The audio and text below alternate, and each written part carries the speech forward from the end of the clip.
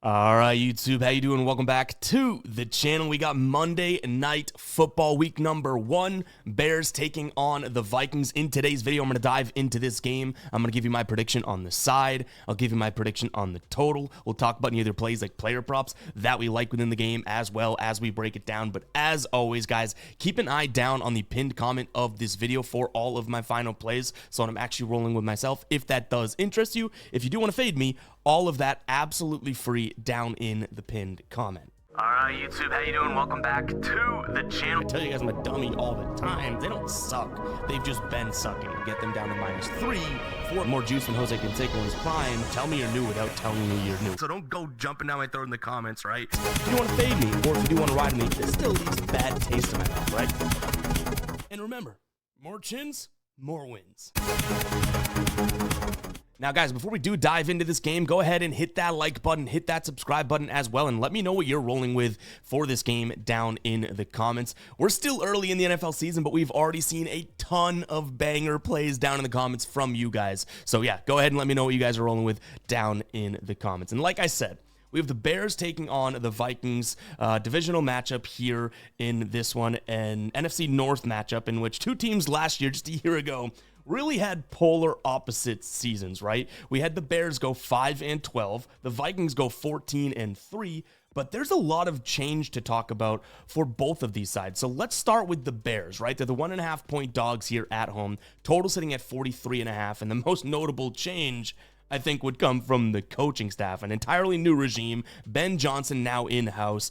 Dennis Allen as the D coordinator. Offensive coordinator is going to be Declan Doyle. But again, that's a lot different than the Eberflus and his OC and DC a year ago, right? So we should expect a little bit more offense out of this Bears squad that really did struggle on that side of the ball last year. And these are last year's numbers. I don't think that they're all that relevant right now, but just to show where they're coming from, I think it's worth going over. So they were ranked 28th in terms of points per game last year, just 18.2 points per game. They closed out the year, their last 3 games, at 14.7. Not all that great, right? 181.5 in terms of passing yards per game. That was second worst in the league. Rushing yards per game, 24th. Rush play percentage, 25th. And then, you know what? A little bright spot, which is actually kind of interesting, and this is a theme both offensively and defensively from this team a year ago. They had the 7th best red zone TD conversion rate, meaning when in the red zone, how often you score a touchdown. So maybe, you know what, clap it up for them. They actually did okay in that category. They didn't close out the season like that. Last 3 games,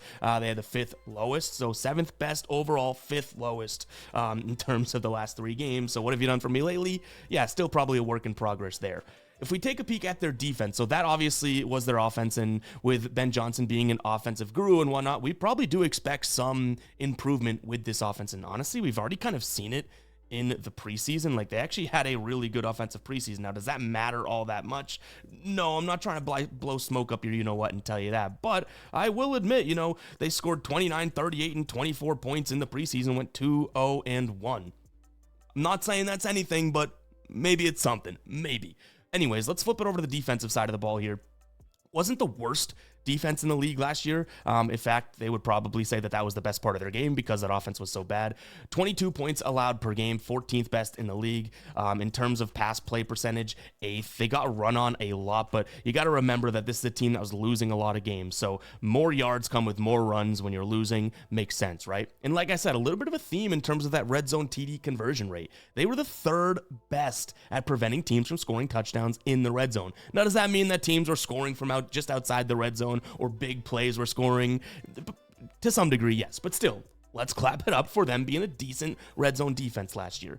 I do think that this offense is going to be largely improved. I expect DeAndre Swift to have a good season. We have his over in terms of his rushing yards. I think DJ Moore, Adunze, they're going to be pretty good as well. Caleb Williams should take a step up. Colston Loveland, let's get it right, I think is going to be very good. You still have, obviously, Cole Kmet. So this should be a pretty good team offensively, and I don't think the defense is going to be all that bad either. So, yeah, and when I say pretty good, I do mean an improvement from last year. Are they going to contend for a Super Bowl or something like that? Let's pump the brakes there. But let's flip it over to Minnesota, because obviously they have some changes as well. They were a really good team last year, 14-3 with Sam Darnold at the helm. Now JJ McCarthy's healthy, and they said, you know what, Sammy? See you later. I know you had a fantastic season for us, but it's the kids' turn to take the helm at quarterback, right? So JJ McCarthy is their quarterback. They also bring back Adam Thielen. Is that the biggest of deals? No, but he's one of my favorite players in the league, or was one of my favorite players in the league. So I figured I'd say that as a monumental type of a move. Their coaching staff remains pretty much the same under Kevin O'Connell, right? But again, JJ McCarthy may be somewhat of a question mark, but I do think that he is going to be pretty good. I just wonder, is he going to be great right out of the gates, right? Especially against the Bears defense that was decent last year and decent maybe at best, but should only be improved from last year. So if we take a peek at obviously this Vikings offense, they were very good last year, 9th in points per game, passing yards per game, they were 7th. Hopefully McCarthy can kind of fill that role because again, they're going to have very, very similar schemes. This defense should still be very good, right? They allowed under 20 points per game, 4th best in the league last year. In terms of their turnover rate, they caused the 2nd amount of turnovers per game to their opponents. So some good stuff. When it comes to picking a side here, and I do think that I'm a little bit higher on the potential and the ceiling of the Chicago side than I am the JJ McCarthy and Viking side of things. So let's take a peek at our NFL dashboard and let me explain why my side pick would be the Bears. This is what I'm looking at. Now, I expect these numbers to get very, very, very, very much better under Ben Johnson, right? But Caleb Williams, clear-cut better against zone than he is against man, and better against actually designed blitzes than he is against pressure, right? Now, I guess completion percentage drops, interception rate, is a little bit higher than his overall as well, but still, that's still a very low, I guess the completion percentage is the only thing that I'm worried about. There's still a very low interception rate. So why do we like this zone versus man? If we flip it over, now obviously these are just last year's numbers. And by the way, guys, this is our Guy Boston Sports NFL dashboard, GuyBostonSports.com. Head to the members area, NFL dashboard. There'll be a link down in the description as well if you want to check it out. But this is what I'm looking at. If we expect the similar schemes coming from Minnesota, they run a ton of zone, barely any man, they blitz a ton, and honestly don't have like crazy pressure numbers. Does that not fit Caleb Williams to a T here? He should be able to pick apart zone, and if they do blitz a lot, which they do, he should be okay, especially with another year out of Roma Dunze, DeAndre Swift out of the backfield, maybe he can help out with that, and then DJ Moore with, obviously, like I've mentioned, an offensive type guru coach as well, kind of scheming around those blitzes. And Caleb Williams has faced the Vikings. He went up against them twice last year, just a year ago. 18 of 31 in the second game, so the most recent one. He threw for 191 with 1 touchdown, but I kind of want to call attention to this one. Back in November, 32 completions on 47 attempts, so 68.1% in terms of his completion percentage. That was better than what he did all season long in terms of his averages. 340 yards, averaging 7.2 yards per completion, and then 2 touchdowns, no interceptions, with a 103.1 rating. Caleb Williams may be in a good spot here against his Viking squad with Ben Johnson in his back pocket, or vice versa. I think that does put me on the Chicago side of things. So yes, for my spread play, I'd either look at them plus 1.5. And guys, by the way, we're recording this a couple days in advance. Like, these numbers are going to move, or they should move. So do your own due diligence and make sure that you are getting the best line, or taking a peek at whatever, if you guys are trying to, odd shop and whatnot. If we flip it over to a total, let's go ahead and talk about that, because right now it's sitting at 43.5. While I do think that, we have a really good defense on both sides, I think the Vikings defense is good. I think the Bears defense is, like I said, decent and could be better. I think we're going to see a little bit more offense than we're expecting in this one. So I almost want to lean towards the over. If JJ McCarthy shows some flashes in the pan, that could be great. I mean, he still has Justin Jefferson there, right? You have Adam Thielen, TJ Hawkinson. People forget that that's one of the better pass-catching tight ends in the entire league. Now, they do have some, I think Dorsaw, their left tackle, he's questionable if he plays. That's probably a big deal, but either way, I do think that we could see some offense, right? And that 43.5 is fairly low. Like, you're telling me a 24-20 game couldn't happen between these two squads? I think it could, right? So I'm going to lean over 43.5. If we do take it over and take a peek at the pace of these two teams, I guess it could tell a couple different stories. So if we take a peek at their seconds per snap in terms of where these two teams rank, you could see here, we're looking for obviously Minnesota, who was 4th fastest last year, but then you go and find the Bears and where were they? Yeah, 4th slowest. So sure, that'll be a little bit different, but let's take a peek at where we see Detroit. They were nearly a top 10 team last year. Remember, Ben Johnson, now the offensive coordinator. So I expect Chicago to play with a little bit more pace in terms of second per snap, which would be good in this case. We move it over to the no huddle percentage. Obviously, that's going to be a key thing to speed here. And neither one of these squads, actually, I believe Minnesota, where are they at? They ran at a decent, Minnesota, yeah, top 5. Okay, even more than I was kind of thinking. They were up there. We go and look at Chicago. Okay, well, not so much. And also Detroit didn't run a whole hell of a lot of no huddle. Where I think that both these teams could make some serious improvements is passing play. Like this is in terms of percentage, and obviously that's a thing where it either advances the ball or stops the clock, helping, no time runoff. Minnesota should pass a lot again. I don't think that they're going to rely on Aaron Jones compared to JJ McCarthy and Justin Jefferson, right? And also bringing back Thielen instead of, going out there and getting another running back. Yes, Jordan Mason, but I think people are higher on Jordan Mason than they should be.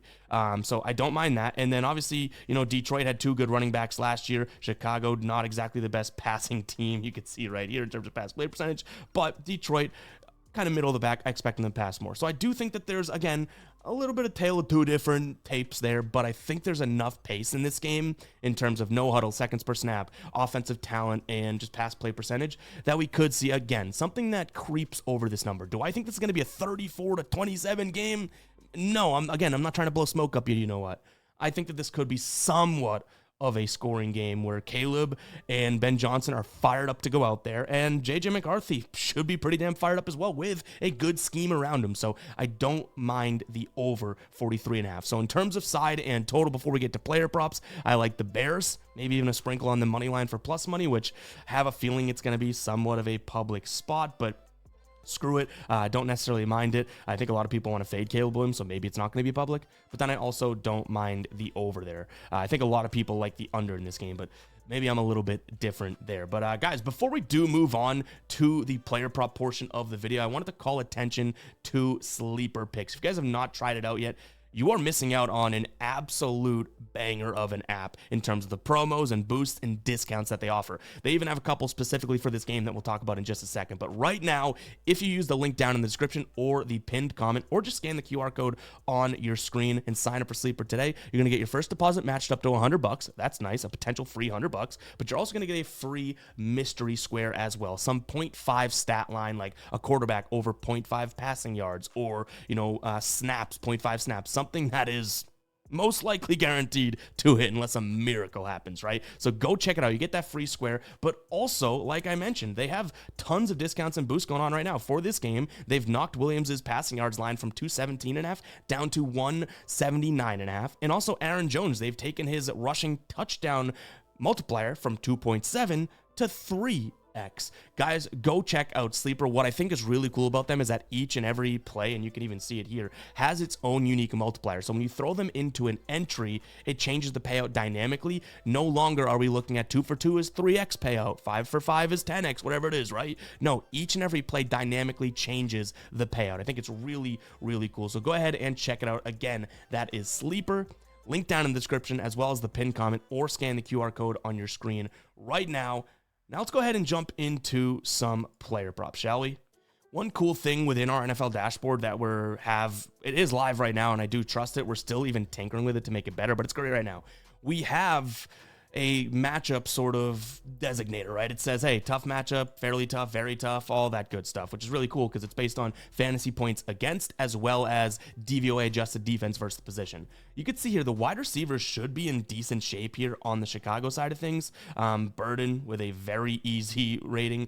It's almost like the 3 options, fairly easy, and very easy are all in order right there. I am going to take a peek at Rome Odunze. I think that this is a guy that's going to take a step up in the offense, and obviously a guy that was pretty damn good a year ago, but never really, I mean, I guess you could say that he had some breakout games, but never really broke out, right? So I like his over 49.5. You could see his games against Minnesota last year. I mean, just right there. He averaged, I think it was what, 3.5 receptions. Yeah, he had 5 receptions, then 2 receptions. I expect him to get a few more targets this year. And again, if we take a peek at the matchup, actually, we can even look at it here. This is a team that allowed the 31st most yards per game to receivers last year. That needs to be kept in mind that this Minnesota team was winning a lot of games, right? So obviously teams were throwing on them. But again, we have an easy matchup rating for Odunze, and you can even see here 3.1 in terms of defensive adjusted defense versus position. So I kind of like him. I don't know if we're going to be looking at his receptions because you can get over 3.5 right now. Yes, you're paying juice, but I really do think he's going to get a decent amount of targets. He hit it once last year against them, but even on the season, right, when at home especially, you could see pretty much closed out the season fairly well. Now, yes, didn't have the best game against Seattle, but whatever. Prior to that, he got 10, 10, 7 snaps overall. So I think Odunze could be a decent look here for either his receptions or his receiving yards. I don't think either one of which are all that high, and I think I'm fairly high on him in this offense, I should say, this season. By the way, guys, if you like the tool you're seeing, that is Outlier. Scan the QR code on your screen. You can sign up for Outlier 7 days free. There'll also be a link down in the description. 7 days free as well if you want to try it out. Now, you think in 7 days, all right, what's the catch? It's only $19.99 a month after that for one of the best research tools out there. You pair Outlier with our dashboard, and you are, like I tell you guys, cooking with fire, cooking with gas. So go ahead and check it out. Scan that QR code or use the link in the description. So Rome Odunze, player prop number 1 that we're looking at. In fact, over 4.5 for plus 150 right now. That might even tickle the fancy. Let's move on to the next one. The next one we're looking at is going to be, again, a player that I'm pretty high on, DeAndre Swift. I like his over in attempts. Now, I believe when we were looking at it earlier, it was 13.5. Yeah, 13.5. This is a guy that did this in 6 of his last 10 games last year, 65% of the games last year as well. When at home, you could see here, 5 of 9, so 56%, averaging 14.2. But even if we clear that, again, this is a guy that averaged last year, just a year ago, 14.8, almost 15 attempts per game. Head-to-head against the Vikings, almost 1 attempt away from cashing it in this one. And then in a game in which they trailed most of it and lost 30-12, he had 19 rushing attempts. Now, if we take a peek at their depth chart, you tell me who is really going to take snaps away from DeAndre Swift, right? DeAndre Swift, especially throwing the fact that Ben Johnson is also his former coach. I don't know if I want to put too much stock into that, but it's worth mentioning. Roshan Johnson, who's questionable, or Monganai, who's questionable, right? Homer's not, we don't have to worry about him on the IR. So I don't think that there's too much competition. Now, the only reason I think this is so low is because of what we looked at from an offensive perspective here from the Bears a year ago, right? They did not rush all that much, only 40% of the time. And that makes sense. Only 37.9% of the time to close out the year. That makes sense because they were getting mollywopped towards the end of the season. If what I'm thinking is correct, that this is going to be a more competitive Bears team this year, he should have 14 carries in his sleep, in a sense. I mean, we just saw Javonte Williams on Thursday Night Football have, 15 carries, and his line was like 9.5, and he was said to split snaps with Miles Sanders, right? I think DeAndre Swift, with no one really breathing down his neck, should have the carries. Now, another thing to note would be Caleb Williams. He obviously was a guy that ran around a lot last year. I don't think that that's going to be in the schemes this year. You think about Ben Johnson and how he operated the offense. Now, Jared Goff's a way different quarterback. I get it, but a very much stay in the pocket type quarterback and play quarterback. Do not play Madden, right? So I think that the run game is going to come from DeAndre Swift, not scrambling from Williams or anything like that. So I like him rushing the ball 14 times in this game. You could make the argument that, hey, Ev, I mean, you're saying he's going to rush the ball a lot, but what about the fact that this is a Vikings team that was 4th best in terms of rushing attempts against? That's where you got me. That's where I'll give it to you. But again, if this team's more competitive, we should see him be able to go out there and run the ball 14 times. Minus 113 right now over on DK. Is it crazy to think Adam Thielen goes out there and has a decent game as well? I don't think so. I mean, yes, I think this should be a much improved defense and a better defense, but even with the Panthers last year, when he kind of didn't even have his best season, he still had plenty of big games, right? 9 of his last 10. I think he only played 10 games last year. Yeah, 10 games, 9 of his 10 games last year. So I don't necessarily mind this spot. He's obviously returning home, and this is a guy that obviously Justin Jefferson is the number 1 receiver here, right? But Adam Thielen comes in and immediately moves into what I would say that number 2 spot, especially because Jordan Addison is suspended, right? And check this out. In terms of a matchup rating, he's got a fairly easy matchup based on what we are seeing overall, right? Even using a different tool for sort of matchups versus wide receivers and quarterbacks, we do have a nice little matchup rating. Now, yes, Justin Jefferson's an absolute beast. The only reason I'm not looking at him is because you do have a new quarterback, and JJ's lines are going to be absolutely crazy, right? Like, with a new quarterback, to have to look at a guy to go out there and get you 80-plus yards to cash, a little dicey, you know what I'm saying? Could he do it? Yes, he's the best receiver or one of the best receivers in the entire league. So Thielen would be what I look at. I do like the idea of his over 2.5 receptions, minus 192 on FanDuel, minus 163 on DK. I don't mind that. I also don't mind the idea of maybe him 0.5 receiving yards in the first quarter. Could he catch one pass in the first quarter? I think that they might game script some plays to go directly to Adam Thielen, because he is going to be that type of wide receiver that, you know, you obviously have the JJ who's going to do a lot, but Adam Thielen might be that middle yardage type of receiver, which he's been his entire career, and he's obviously got great hands. So JJ McCarthy, even if he doesn't throw a very accurate ball, if Adam Thielen has a little bit of separation, I trust him to kind of come down with it. We got one more play to jump into. But before we do that, guys, go ahead and make sure to hit that like button, hit that subscribe button down below. Comment 21 if you made it this far into the video. Appreciate you spending some time with me. I know we get some comments of people being like 20 plus minutes on one game. Are you kidding me? Hey, we like to break it down. We like to give our thoughts. We like to talk about it. Hopefully everything we're talking about is either informative, entertaining, funny, you know, again, informative. We'll throw that one there twice. Hopefully that is the case. But let's get back to our last player prop. And yes, we saved the absolute sexiest one for last. Will Richard here. I like his over 1.5 field goals made. I had already mentioned, you know, last year how the Bears were good at preventing touchdowns in the red zone. Now you have an inexperienced quarterback with weapons, granted, but an inexperienced quarterback, you know, going up against them. And like I said, I like the idea of them stopping him and them having a kick. Red zone efficiency, second best team in terms of that last year. Obviously, that's what we have in terms of TD percentage. Very, very similar, right? So, yeah, I do like the idea of him kicking 2 field goals. Is that crazy? No. I mean, look at it in his last 10 games, right? He hit it in 7 of his last 10, 9 of 14 just a year ago, head-to-head when they did play back in December. 3 field goals kicked from Will Richard. So, yeah, I kind of like that idea. Like I said, it's the sexiest one. I'm kidding, obviously. But you know me and my kicker props. I do like kicker props. I think this could be a fair peek at a player prop. So, over 1.5. It looks like it's only on MGM right now, but obviously recording this a couple days in advance. This will be widely available come game time. So, keep that one in mind. This should still be a very efficient defense in the red zone with, again, a quarterback that's at the helm of the Vikings that isn't. They're not going to try and test their luck. If they get in the red zone, they'll take their points because he is obviously a young QB. But guys, that's going to wrap it up for today's show. Hopefully you guys did enjoy. If you did, you know exactly what to do. I've already said it multiple times. Hit that like button, hit that subscribe button. Really do appreciate you spending some time with me. I know I just said this a couple minutes ago, but just because I say it multiple times does not make it any less true. Really do appreciate you guys. We'll catch you guys in the next one, all right? Peace out.